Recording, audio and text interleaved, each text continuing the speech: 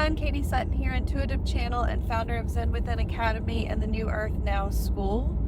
I am driving, clearly. I'm headed to a trip with some of my favorite women, and we get together a couple of times a year and just spend time in community and doing ceremony and connecting. And so I'm headed down to get the space all set up for everybody's arrival. But I wanted to come on and chat with you a little bit about what is present in the energies right now and how it is feeling for everyone with this theme of redefining family that seems to be really present at the moment. So had a few sessions before I left, and one of the main things that I am hearing from people is that looking at the role that they have played within their immediate family unit, and that they're going through a little bit of a shift in their level of responsibility and what they are holding for the people in their lives. And the main theme this year was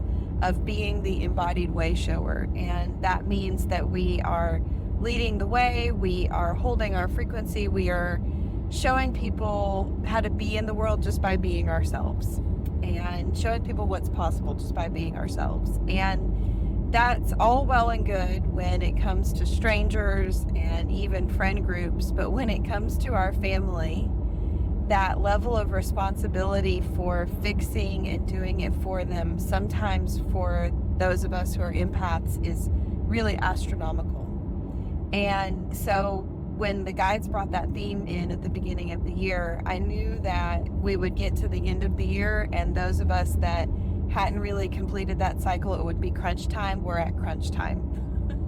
So if you are still in the role within your family unit of doing the emotional labor for everybody around you, doing the inner work for everybody around you, processing all that energy for them, it's time to let that role go.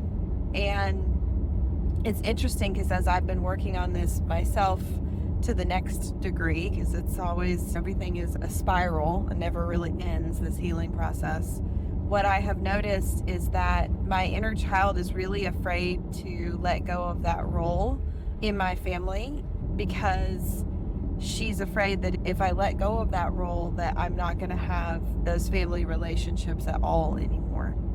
And like relationships with the people closest to me are just going to fall away completely. And that's a totally normal fear to have when you are redefining your role in a relationship, whether that's with a partner, whether that's in a business relationship, whether that's in a friendship, whether that's in a family relationship, it doesn't really matter. It's totally normal for that fear to arise that if I stop being the person that I've always been to them, that they're not going to want me, right? And so concurrently, I am watching people work on a lot of rejection wounds right now. And when we are in that fix-it role, when we are in that role of doing all the work for those around us and processing for those around us, especially on the emotional level, it actually prevents us from being able to hold space for them in their process and love them in their own process without trying to fix them. And who are we to say that somebody's way of being in the world, somebody's way of healing is better or worse than ours, and that they should be doing it our way? Like, this is really about us being in that vibration of live and let live, and just allowing people to be themselves, allowing people to have their own process. And time again, I see people who mean really well, and they really want to help somebody in their life that's struggling, and they get so wrapped up in the struggle of the other person that they get torn up inside and they get wrapped around the axle. And when they do that, they lose their center. And when they lose their center, they actually can't be a good space holder for that person who's struggling. And they then get really in these codependent tendencies where they're trying to convince the other person to shift or to change or to do something that they think that they should be doing. And it puts pressure on that person who's struggling, and it actually harms the person that is struggling.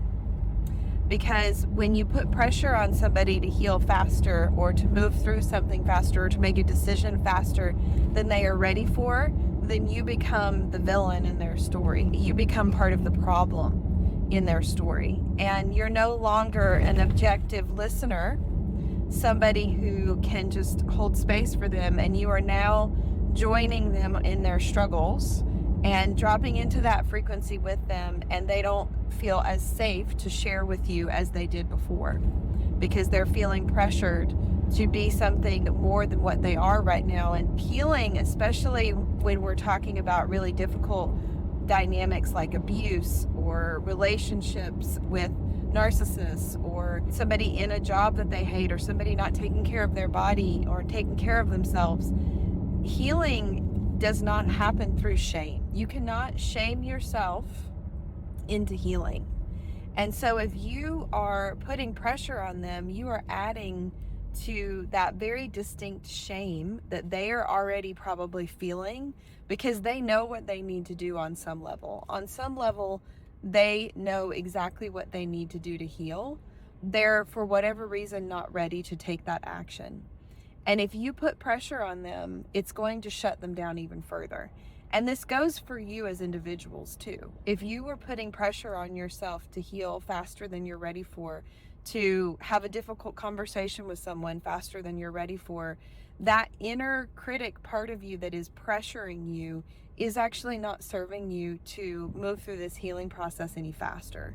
It's actually shutting you down at a heart level. It's shutting you down at an energetic and emotional level, and keeping you from being in alignment with what is in your highest and greatest good. And so we have to really be conscious when we're on the spiritual path that we're not in a place of spiritual superiority and thinking that we know best for those around us. Certainly we don't want anybody in our lives to suffer, but them suffering is a them decision, not a you decision, right? And I know that can be challenging to align with and to believe in and to sit with, because if you're a deeply feeling person, you can probably feel their pain every time that you're around them. And all they really need from you in those moments where you are feeling their pain and witnessing their pain is they need validation as they are. They need love, unconditional love as they are. And this takes a lot of due diligence on our parts, I think. When we look at somebody who's suffering, it is very easy to want to help them and to want to drop into that vibration with them and fix it for them. It is a lot harder, I think, to love them from maybe even a distance. Maybe there's a boundary that needs to be set, and continue to hold a vision that in divine and perfect timing, and I know that's hard. I know that you all do not want to see people suffer. You don't want to see anyone suffer. But everything that is happening on this planet is divinely guided, is divinely orchestrated. Even the things that are painful, even the things that we don't agree with, somehow they're all serving. And so you have to constantly, when you're in these situations, be pulling yourself back up to that higher perspective. And certainly if there's something really terrible going on and there is a deep need that you have inside of you and a deep knowing that you have inside of you that you need to take an action to create a change, please do that. But know that you cannot force anybody to heal. You cannot force anybody to change. So this theme of redefining family is not just within our immediate family units, but it is redefining the role that we play in the human collective as well. Because everybody here on this planet is our family, right? We are all one. I know it's easy to forget that, especially when you look at how challenging our world is right now, but we are all one. We are all connected. We are all one and the same. We are all family. And I've been meeting with Rebby and Nelda, who are going to be our co-hosts for our Peru trip, and we're actually going to be doing a winter solstice ceremony, donation-based ceremony with them on the solstice at 3 p.m. Eastern that I will put below this video if you want to register for that. But I love it whenever I get on the phone with them or text with them or WhatsApp with them, and they refer to everyone as family. They refer to me as family. They refer to all of the people that are going to come on the retreat that they haven't met yet as family. And I think that is a beautiful way of looking at our relations on this planet, whether they're strangers or whether they're somebody that is deeply connected to you. That's the other way that I see us redefining family right now. We are expanding our definition of family. We are expanding into a realization that we can have a soul family. And if our immediate biological family can't meet the needs that we have in terms of support and connection, we can call that family in a new way, right? So just a little aside, something that I've been sitting with this theme of redefining family, of just looking at everyone as family, extended family. All right, so that's what's going on in the ethers right now. We've got some big letting go that's happening as we shed these roles. There might be some grief that is present as well. I hope that y'all will consider joining me for my healing circle next Wednesday. It's on the 13th. It's going to be working with our home frequency and activating new timelines.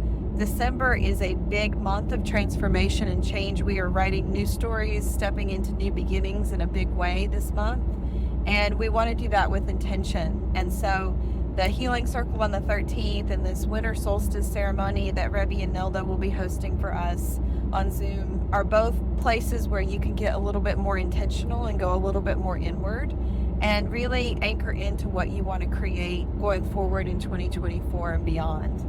So I'll put all that below this video. I'll also link to our Peru trip.